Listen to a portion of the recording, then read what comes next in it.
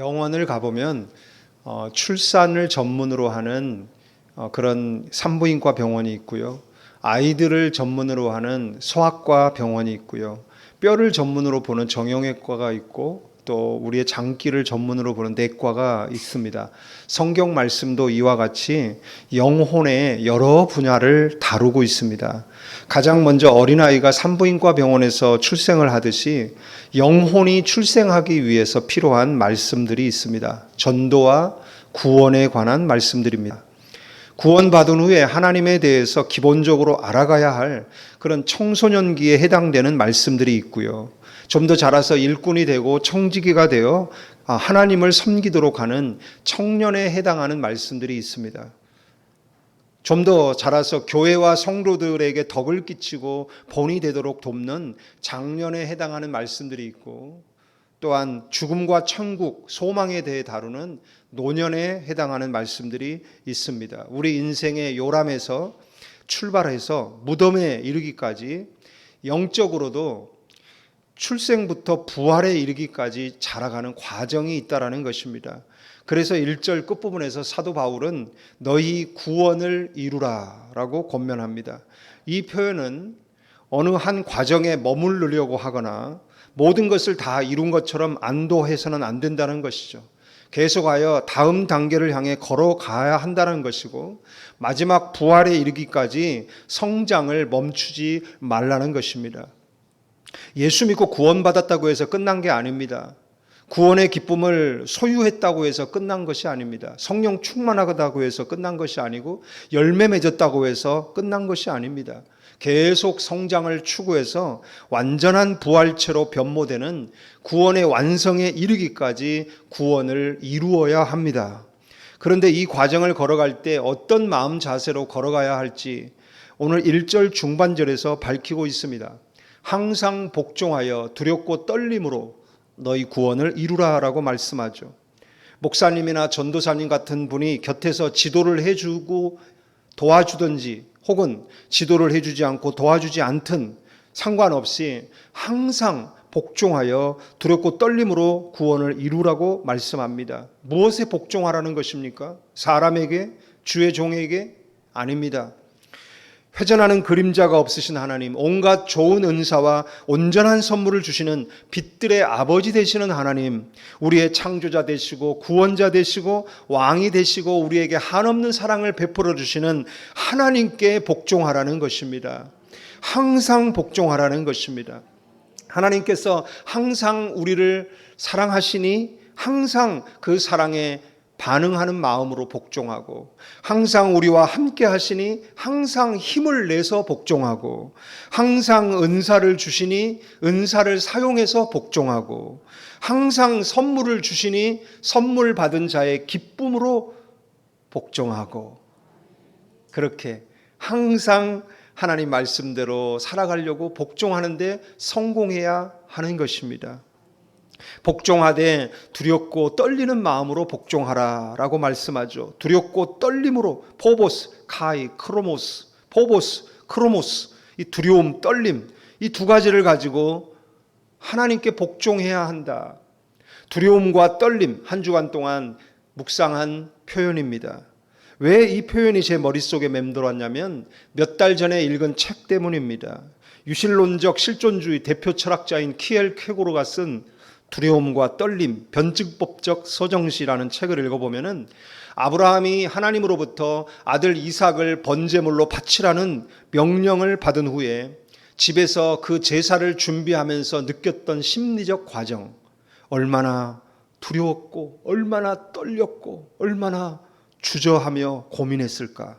그리고 그 아들을 데리고 사흘길을 걸어가는 과정에서 느꼈던 그 마음 상태, 번제단이 보이는 산 꼭대기를 향해 오르는 과정 속에서 느꼈던 그 수만 가지의 상념, 생각, 고민들을 사실적으로 실존적으로 묘사할 때 가장 적절하게 묘사하는 표현으로 이 키엘 쾌고르는 두려움과 떨림이라고 표현을 했습니다. 두려움이라는 것은 내 앞에 나타나신 하나님이 태산처럼 서 계신 그 엄청난 신적 존재 앞에 우리가 서게 될 때 느끼는 반응이요 감정이라면, 떨림이라는 것은 나같이 작고 보잘것없고 불완전하고 불의한 존재에게 찾아와 주시고 손 내밀어 주시고 은혜 베풀어 주시고 피 흘림의 사랑을 베풀어 주시고 나를 자녀 삼아 주시고 새 언약의 축복을 주시는 그 하나님의 은혜에 대해서 우리가 느끼고 반응하는 감정입니다. 이것을 떨림이라고 말합니다. 그래서 우리도 모르게 우리 자신이 하나님께 더 가까이, 더 곁에, 더 오랫동안 머물고 싶게 만드는 마력과 같은 힘, 이것이 바로 떨림이라는 것입니다. 두려움을 뜻하는 헬라어 포보스는 경외함을 말하는 거라면 떨림을 뜻하는 헬라어 트로모스는 공포를 말합니다. 그런데 이 공포라는 것이 너무너무 무섭고 그런 막 징그럽고 잔인한 상황에서 느끼는 그런 공포가 아니라 너무나 기분 좋은 공포. 할렐루야. 엔돌핀, 도파민이 막 솟구쳐 나는 그런 공포가 있어요. 예를 들어서 남자친구에게 프로포즈 받을 때 그 떨림. 여러분, 부활하신 예수님을 처음으로 만난 여자들이 몹시 놀라 떨었다, 이렇게 성경은 말하죠. 그때의 그 떨림. 사도 바울은 그의 서신 여러 곳에서 성도가 하나님에 대하여 그리고 같은 교회 안에서 하나님을 위하여 멋지게 정말 헌신적으로 헌신하고 봉사하는 성도들에 대하여 이 두려움과 떨림을 느껴야 한다. 이것이 정상적이고 아름다운 감정이다라고 말을 하고 있습니다. 우리가 구원을 받고 영적으로 출생한 이후부터 구원의 마지막 단계인 부활에 이르기까지 그 걸어가는 매일매일의 신앙의 여정 속에서 날마다 이 두렵고 떨림을 느끼고 걸어가는 것이 정상적인 모습이라고 할 수 있습니다. 우리 장로님께서 저에게 목사님 주일마다 교회에 오는 게 너무 설레고 떨려요. 오늘은 어떤 은혜 주실까? 어떤 말씀을 주실까? 가슴이 콩닥거리고 두근거린답니다. 그 떨림. 이 떨림이 있을 때, 이 떨림으로, 이 설레임과 이 떨림으로 하나님을 대하고 성도들을 대할 때, 그렇게 신앙생활을 하고 교회 생활을 할 때, 그것이 아마 가장 행복한 일이 될 줄로 저는 믿습니다. 우리가 하는 세상에서의 많은 일들 중에 가장 행복한 일이 교회 생활이요 신앙 생활이 될 것입니다. 그것뿐이 아닙니다. 13절을 보면 너희 안에서 행하시는 이는 하나님이시니 자기의 기쁘신 뜻을 위하여 너희에게 소원을 두고 행하게 하시나니라고 말씀합니다.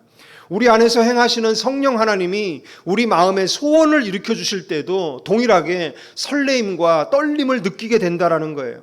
14절에서 보면 모든 일을 원망과 시비가 없이 하라고 하셨는데 어떻게 우리가 원망 없이 시비 없이 일을 합니까? 원망의 반대는 감사고 시비의 반대는 평안이잖아요. 어떻게 모든 일을 감사하는 마음, 평안한 마음으로 할 수 있나요?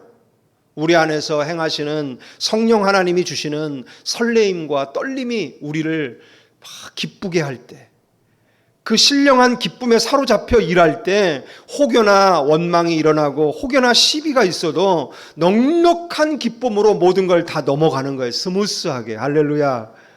그래서 원망에 의하여 브레이크가 걸리지 않고 발목 잡히지 않고 모든 일을 스무스하게 은혜 가운데 넘어가면서 원망과 시비 없이 일할 수 있게 되는 것입니다. 부디 우리 모두에게 하나님에 대하여, 교회에 대하여, 성도에 대하여 항상 설레고 떨리는 가슴이 있기를 주의 이름으로 축원합니다. 이것이 우리가 신앙생활하는 근본이라고 할 수 있습니다. 사람이라면 근본이 바로 잡혀 있어야 돼요. 근본 없는 사람이 되면 안 돼요. 신앙생활도 마찬가지예요. 근본이 바로 되어 있어야 돼요. 하나님을 생각할 때 막 설레고 떨리고, 교회를 생각할 때 설레고 떨리고, 여러분 내가 사랑하고 아끼고 좋아하는 것을 가까이 하면 막 설레고 떨려야 그게 사람이지. 그렇지 않다면 그건 동물이죠. 어떻게 사람이라고 할 수 있습니까? 진정으로 사람이라면 이런 감정적 반응, 느낌이 있어야 하지 않겠습니까? 근본이 바로 되어 있어야 하지 않겠습니까? 이 근본을 다루고 있는 책이 창세기입니다. 창세기는 우주의 기원, 만물의 기원, 사람의 기원에 다루는데 특히 사람의 근본에 대해서 디테일하게 가르쳐주고 있어요. 첫째, 하나님의 복을 받는 것이 사람의 근본이다. 저를 따라하시기 바랍니다. 하나님의 복을 받는 것이 사람의 근본이다.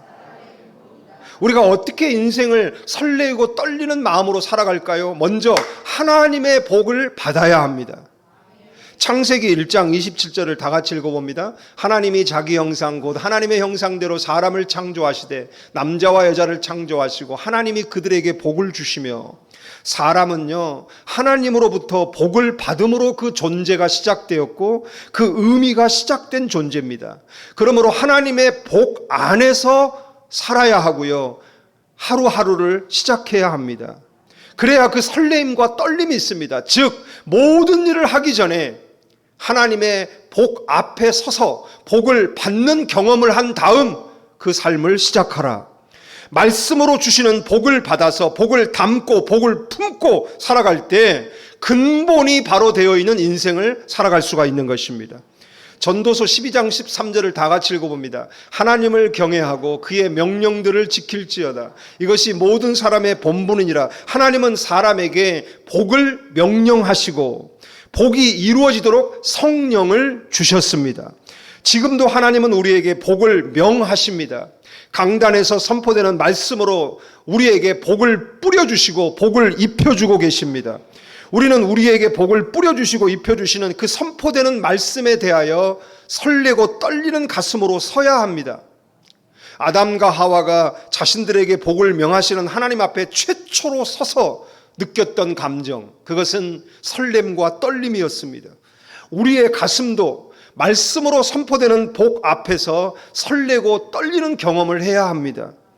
데살로니가전서 2장 13절을 다 같이 읽어봅니다. 너희가 하나님의 말씀을 받을 때 사람의 말로 받지 아니하고 하나님의 말씀으로 받음이니 진실로 그러하도다. 이 말씀이 또한 너희 믿는 자 가운데서 역사하느니라. 태초에 말씀이 선포될 때 천지 만물이 창조된 것처럼 우리를 향해 선포되는 복, 하나님의 말씀 앞에 우리가 서게 될 때 그 말씀이 우리 안에 모든 것을 새롭게 창조해 주시는 것입니다. 복을 명하는 말씀이 우리의 인생을 복되게 합니다. 복받게 합니다. 복차게 하는 것입니다. 나를 향해 선포되는 복된 말씀 앞에 내 자신이 서야 합니다.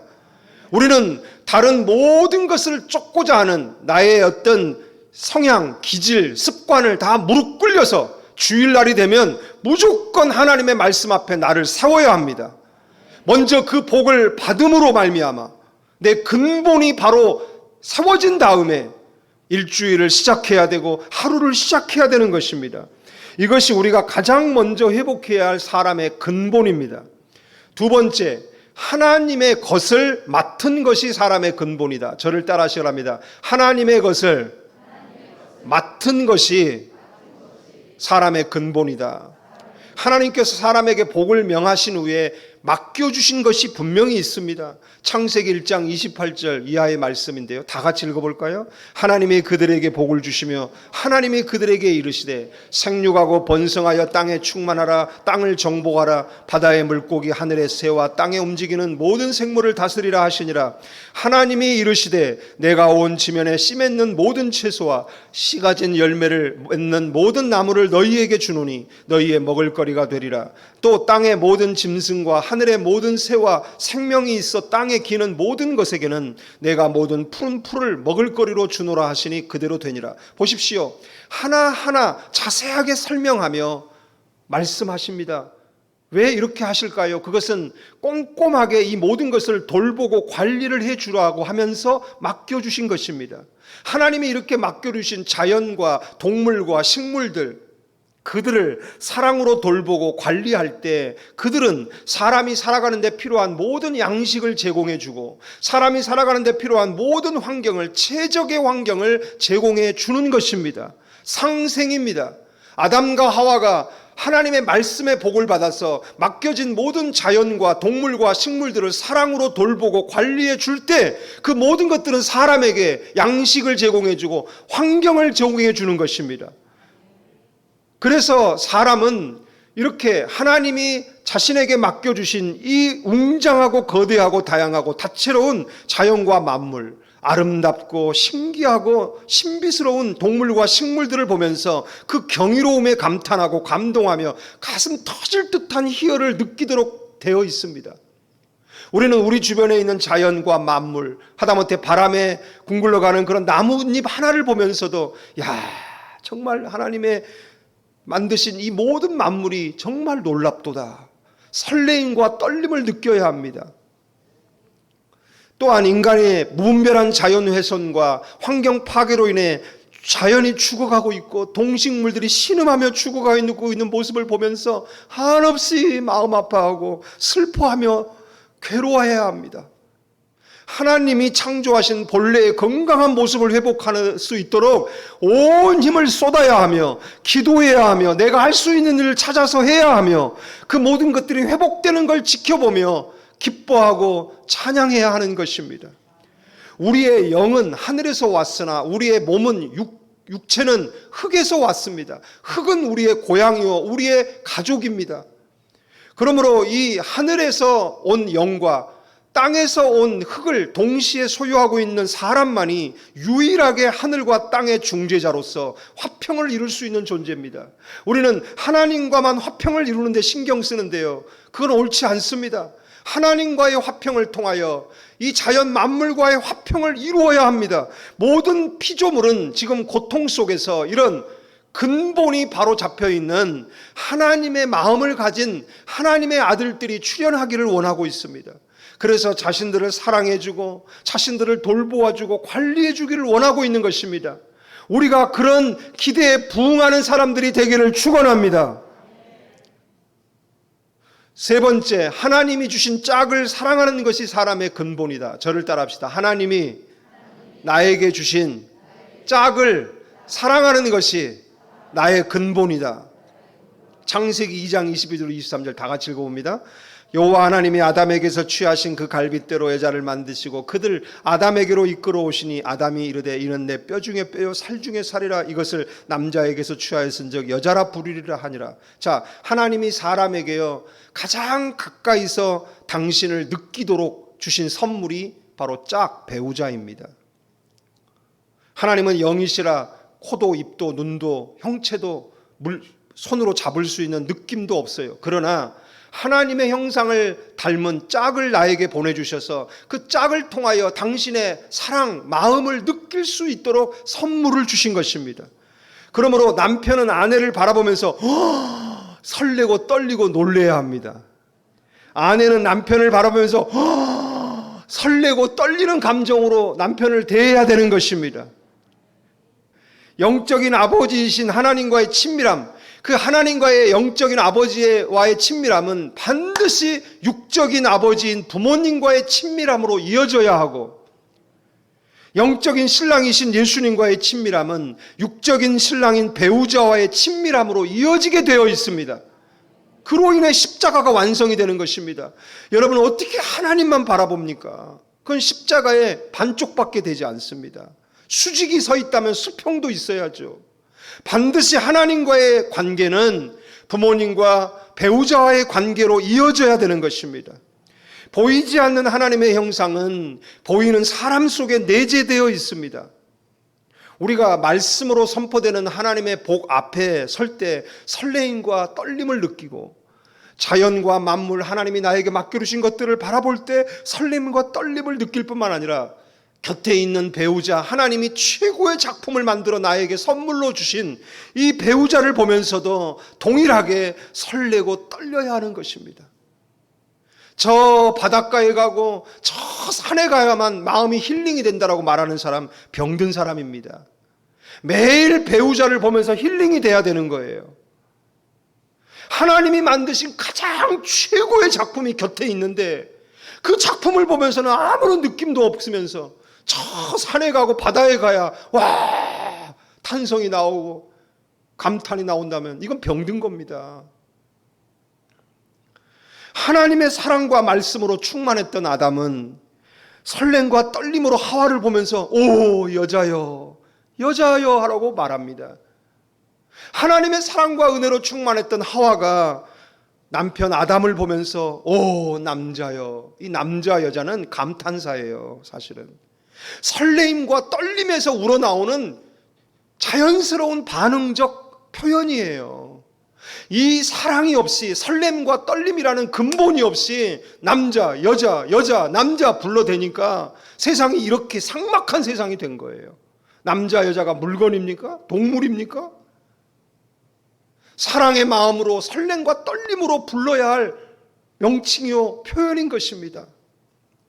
우리 안에 새 창조가 일어나서 근본이 바로잡히고, 특히 부부 사이의 근본이 바로잡히기를 축원합니다. 부부 사이에 새로운 사랑의 창조가 일어나기를 축원합니다. 우리의 배우자를 향한 사랑이 에로스의 사랑이었다면은 육신이 후패해짐과 동시에 그 사랑도 후패해지겠죠. 식어지겠죠. 그러나 하나님이 주신 아가페 사랑에서 시작된 사랑이라면 이 사랑은 시간이 흐를수록, 나이를 먹을수록 더 아름답고 찬란하게 빛나는 사랑이 될 겁니다. 하나님과의 사랑이 깊어지고 주님과의 사랑이 깊어질수록 배우자와의 사랑도 깊어지고 더 설레고 떨리는 사랑이 되어야 합니다. 설교의 마무리를 합니다. 마지막으로, 영적으로 우리 모두는 다 신부입니다. 유일한 우리의 영적인 신랑은 예수님이요, 그분의 몸은 교회입니다. 그러므로 우리는 교회를 사랑하는 마음으로 교회를 볼 때마다 막 설레고 떨리는 감정을 느껴야 합니다. 에베소서 1장 23절 다 같이 읽어봐요. 시작. 교회는 그의 몸이니 만물 안에서 만물을 충만하게 하시는 이의 충만함이니라. 예수님이 어디에 충만하게 계셔요? 당신의 몸인 교회 안에 가장 충만한 모습으로 임재해 계신다라는 거예요. 우리가 육신의 배우자를 대할 때 막 설레고 떨림으로 대하고, 축복의 말씀을 대할 때 설레고 떨리듯이 우리가 주님의, 나의 영적 신랑 되신 주님의 몸을 대할 때 설레임과 떨림이 느껴져야 합니다. 교회를 생각할 때마다 차를 타고 교회를 지나가면서도 그냥 목이 안 돌아가. 교회에 고정돼 가지고. 예? 그래서 옆에 있던 아내가 앞에 봐, 앞에라고 말할 정도로 교회를 향한 내 마음이 간절하고 사모함이 특별해야 되는 거예요. 기도하며 교회를 생각할 때마다 가슴이 뛰고 두근거리고, 예배를 드리러 교회 올 때마다 막 가슴이 뛰고 콩닥콩닥 두근거리고, 그게 우리의 영혼이 살아있는 증거입니다. 주님을 사랑하는 증거입니다. 그래서 교회는요, 반드시 이런 성도들이 교회를 떠올릴 때마다 절로 미소가 지어지고 자랑스러워지고 행복한 기억이 가득 떠올라질 수 있도록 교회는 성도들에게 행복한 사건, 행복한 일들만 일어나도록 해 주어야 합니다. 그걸 만들어 주어야 합니다. 절대 교회가 성도들에게 시험 주고 상처 주고 아픔을 주고 부끄러운, 교회를 생각하면 부끄럽고 창피하게 되는 그런 사건들을 일으키면 안 된다라는 거예요. 그건 교회가 아니에요. 교회의 책임이 있습니다.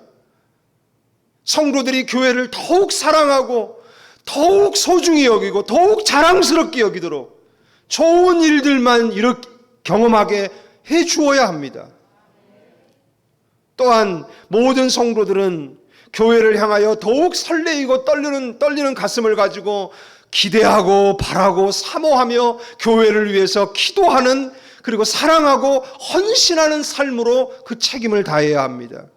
이렇게 서로가 서로를 향해 기대에 부응하고, 아니 기대 이상으로 부응하려는 아름다운 열정을 가지고 연합하고 결합될 때 그 교회는 이 땅에 세워진 천국이 될 것이며, 교회 생활은요 천국 속에서 살아가는 그런 생활이 될 것입니다. 여러분이 여러분의 발로 밟고 서 있는 이 두란노 교회가, 여러분이 여러분의 영혼의 보금자리로 여기는 이 두란노 교회가 그런 교회가 되길 바라고, 여러분의 교회 생활이 그런 교회 생활이 되기를 축원합니다.